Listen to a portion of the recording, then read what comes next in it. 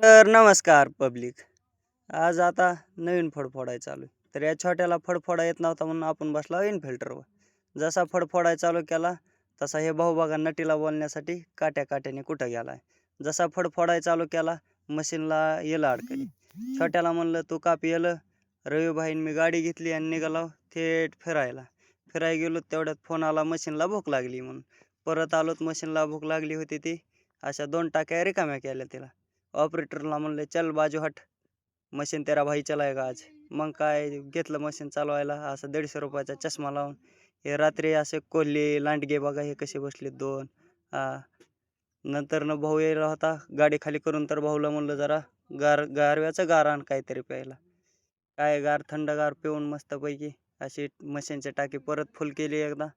जशी टाकी फुल झाली रविभाईला म्हणलं आपण टॉपरची क्वालिटी चेक करू. मी लटकतो तो टॉपर उचल.